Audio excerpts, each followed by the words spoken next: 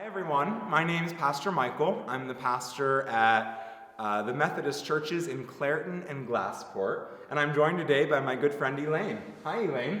Hi, good morning. Do you want to introduce yourself to our friends? I'm Elaine Moore, and I'm a member of the Pine Run United Methodist Church, which is one of Michael's churches.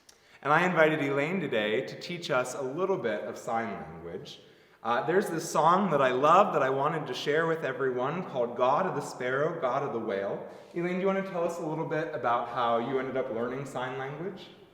I learned sign language because it was a required part of my course training. I decided to work with deaf children. When I started to work in the field of education of the deaf, the goal was to teach deaf children to speak. And so we didn't sign much in the classroom. And you can imagine it was amazingly hard for kids to learn history, geography, science, social studies only by reading lips. In fact, it became very clear after a short time to many folks that if we would teach them sign language, it would be so much easier for them to learn all the other subjects and all the information that they needed to get along in the world. So consequently, and this was pushed by deaf people themselves, consequently more and more people are focusing on teaching through sign language, and so all teachers of the deaf have to take a number of years of sign language classes. So Elaine is a very patient teacher. She's very patient teaching me the signs, and I thought she'd be great to teach all of us. So this song is called God of the Sparrow, God of the Whale. So how would we sign that? Well, you sign God, and there's no of, for the sparrow. The sparrow. Mm-hmm. So you're doing, so this is bird. This is like the background. The and background. The sparrow. Sparrow. Just sparrow. a little sparrow. It's a tiny sparrow. Okay. And then a whale. Well, a whale is a big animal. Very and nice. you use your arm as like the sea, and the whale is going in and out of the water. So let's see if I got it. So God of the sparrow, God of the whale. I like that one. God of the swirling stars. God of the swirling stars. Stars. This one's very fun. I like doing all the pointing to the stars. How does the creature say awe? How does the creature? Because it's us. We're the creature, right? We are the creatures. But this is human. This is animal. So it's kind of in the middle. Everything. I like yes, that. This is everything. How does the creature say awe? Awe. It's just an Awe. amazing awe. How does the creature say praise? So the same. How? How do you do how? Which way are you? How? How? I'm doing it backwards, aren't I? Doesn't matter. How? Oh, good. I like when things don't matter. How does the creature say praise? Praise. Praise. And then we'll do the next verse. God of the earthquake, God of the storm. God of the earthquake. Oh, I like it when it's just exactly like it sounds. God of the storm.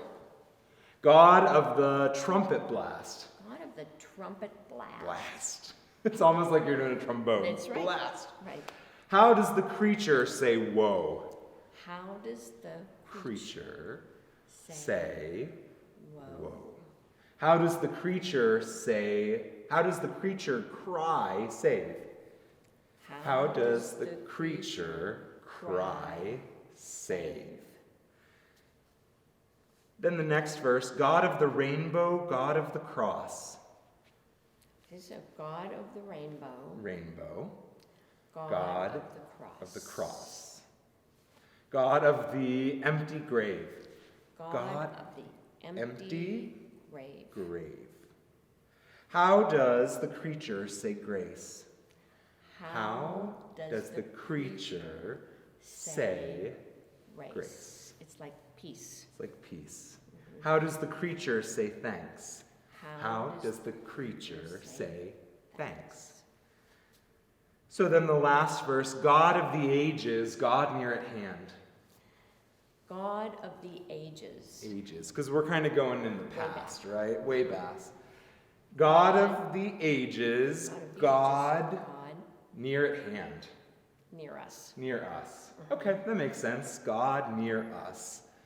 God of the loving heart. God of the loving heart. Heart. It's like this, and you make a heart. And you make a heart. God of the loving heart. How do your children say joy? Children say joy. Do you want to do that again for me? How do your children say joy? How do your children say home? How do your children say home? I like that one, home. It's a really good one. It's where you eat and sleep. Actually, this is the original sign, home. Home. It used to be like this, and then it just They just slowed it down a little bit because this was a lot. Yes. All right, so shall we sing it together and try and sign it? Okay. Let's do it.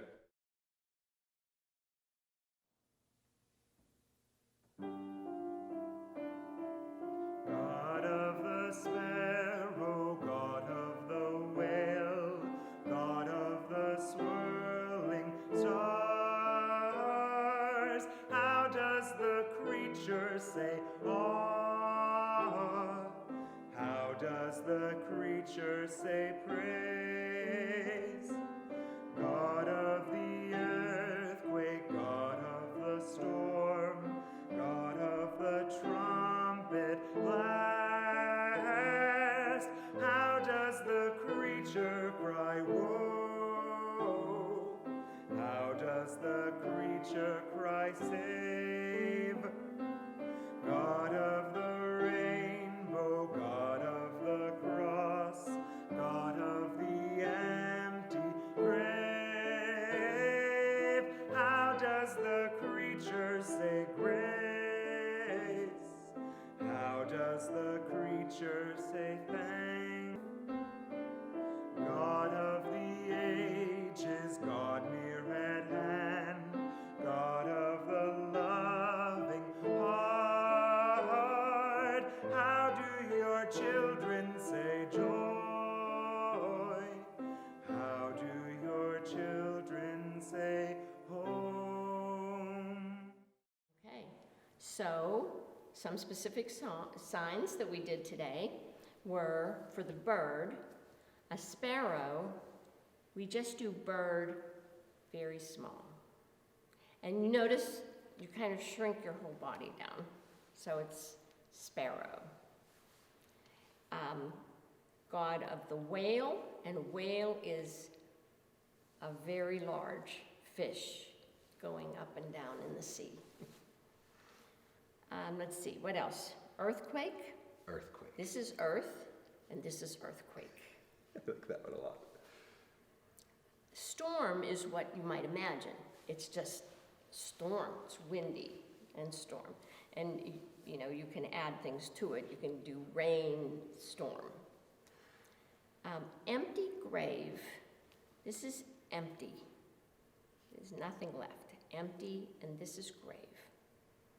So empty grave. Loving heart. This is the sign for love. In sign language, we don't add ing or ed, we do past, but loving, and this is heart. It's the middle finger in the shape of the heart, like you draw on a paper, but it's over your heart. So loving heart.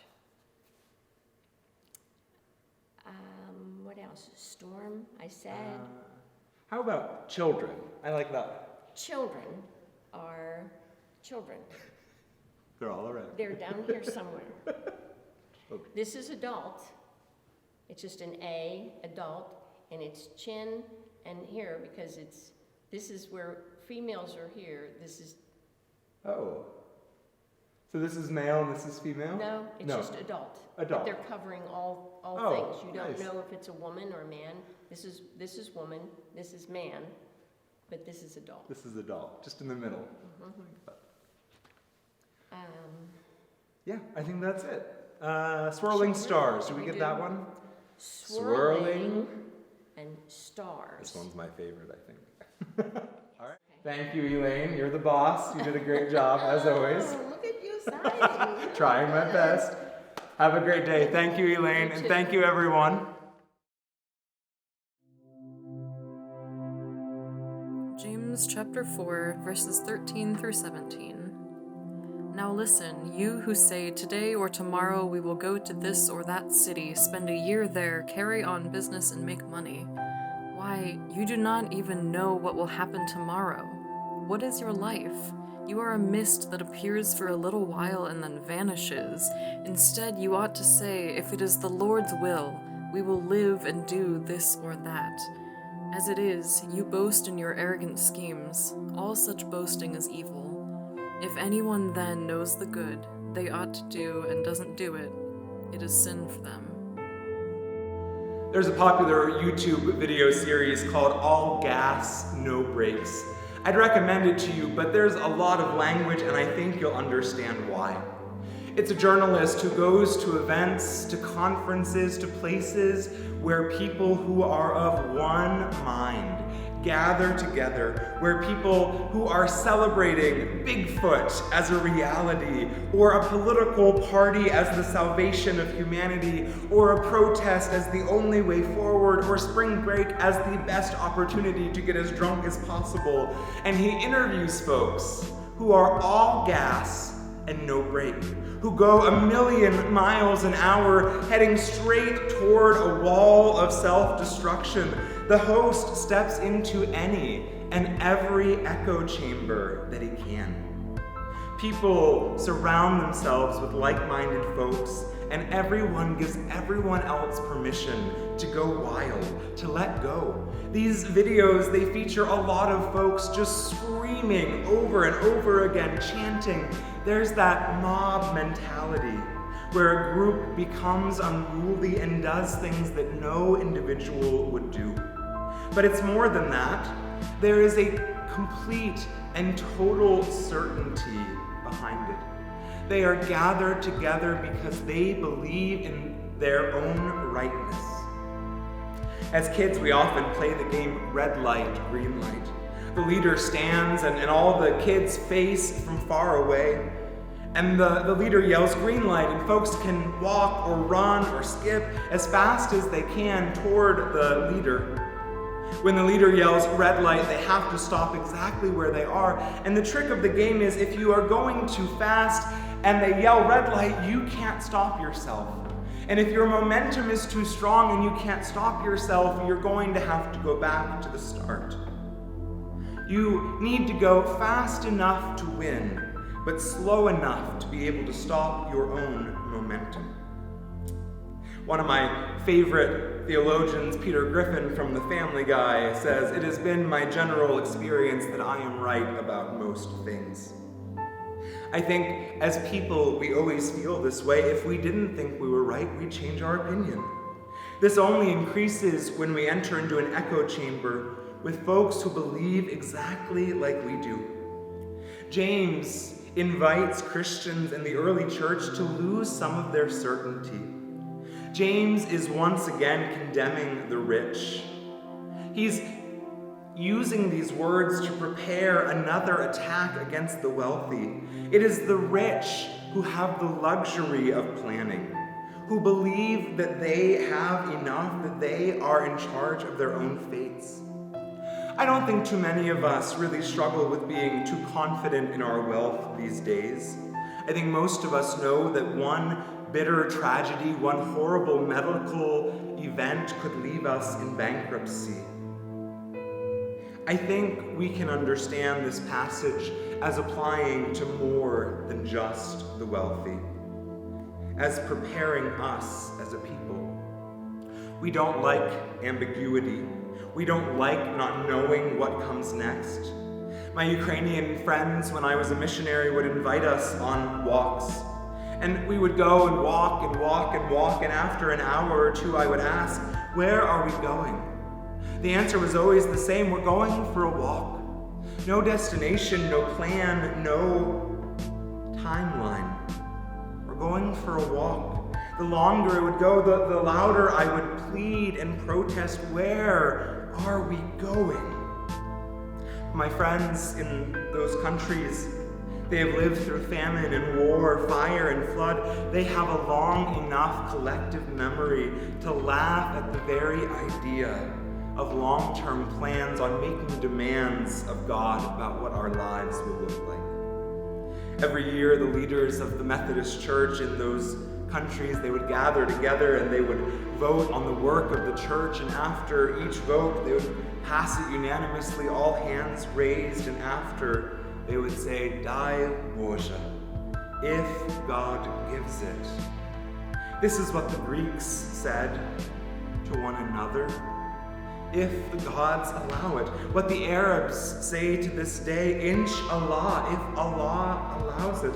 But Jewish people, they didn't say this. This wasn't part of their culture. James asks his readers to add it in, to take this Greek idea and infuse it as part of their faith, to reject the snake oil salesmen who are always so certain about everything, and to trust that God's got it, even when we don't know what it is.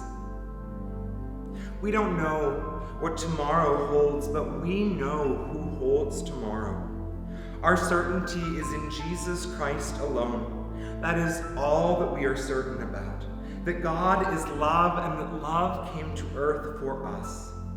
God does not promise us any certainty. He gives us a hope of things promised. We are not afraid of the unknown future because we know it belongs to the God whom we know. We have faced a year where nobody really quite knew for sure what was right and what was wrong, how to do things the best way. We all did our best to follow the truth, to learn from one another, and to keep people safe. But we have been able to trust God and to see each other through perhaps the most challenging year of our lives. So what does tomorrow hold? What does our future look like as we move forward as a church in this new reality? I don't know. Only God knows. But thankfully, we know that we can trust God. Friends, may it be so.